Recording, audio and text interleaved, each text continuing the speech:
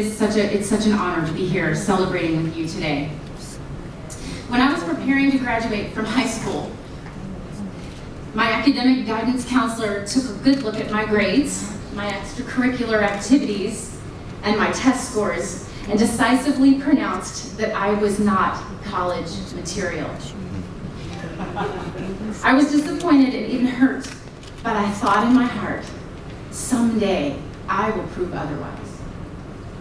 Well, that someday is today. It was a long time in the coming, but it began to take shape the day I walked up to the 5th floor in the ICOM building and registered for the BMIS program, just like all of you did.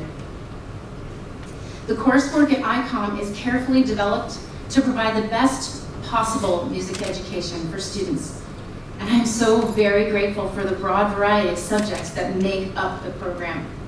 There were things I had always wanted to learn, like how to lead a band really well, how to write an a cappella arrangement, and what on earth all those hundreds of knobs and buttons on the mixing console really do.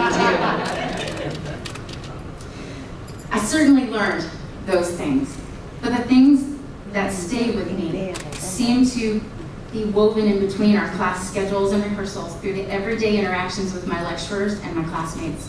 There are a few experiences that stick out in my mind, such as the surprise I felt at receiving a less than stellar grade in English my first semester.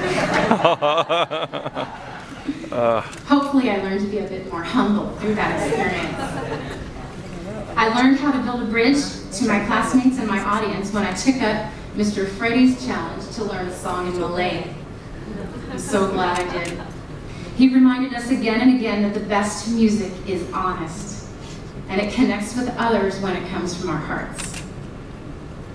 Mr. Frank helped me realize that even if I didn't have an exceptional gift for ear training, I could improve my oral skills with practice.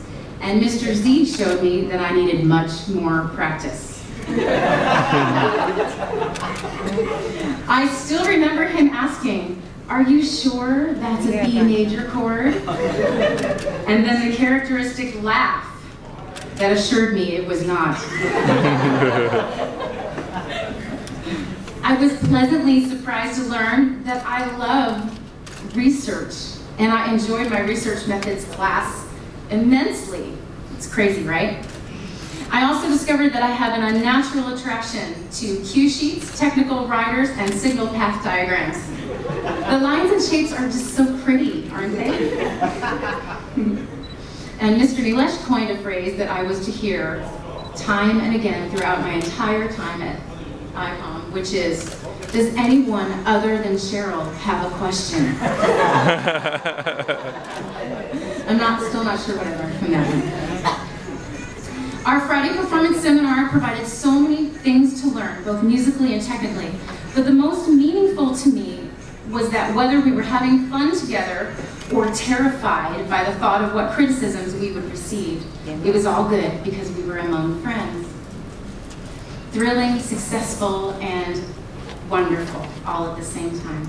Whether they involved cowboy hats, Chinese drums, a rhythm section, or the Banana Chips band, I could always count on classmates to work just as passionately for my performance as for their own to make a performance memorable. Another memory that sticks out is destroying food in the studio with Mr. Vishal. We had such fun making each other squirm, imagining what image the sounds could portray. I can still hear my talented classmates' paint-peeling, blood-chilling scream. Do you remember that? It was awesome. And finally, I remember how I felt the time Mr. Binet told me for the millionth time that I really could learn to record and mix music. And I finally believed him. That gave me the confidence to go on from there and give my best effort. I'm definitely not the most technical musician, but I would never have even tried before, out of fear of failure. And I even enjoyed myself in the process.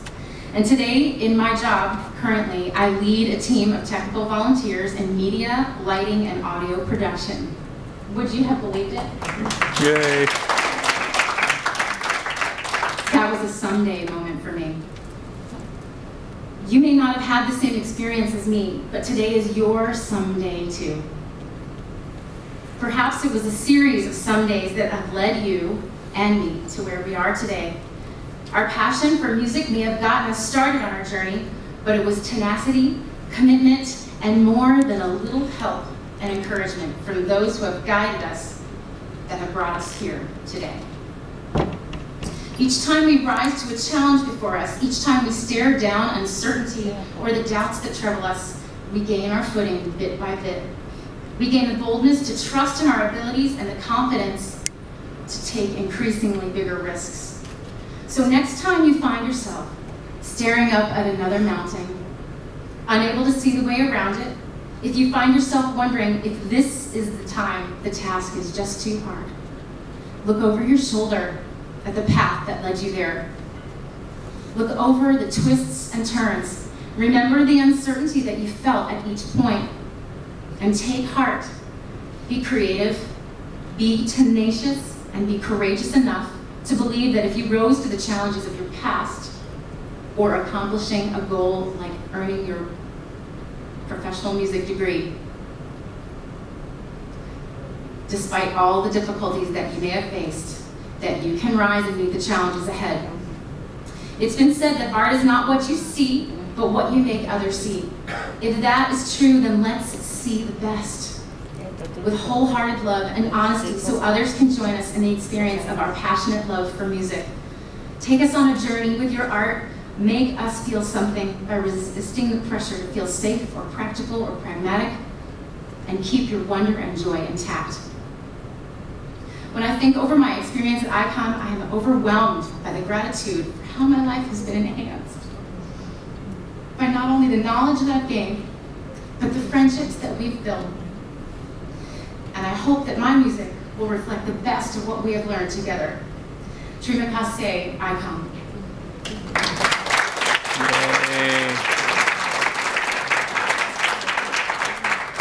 Thank you very much, Ms. Cheryl. Ladies and gentlemen, the time has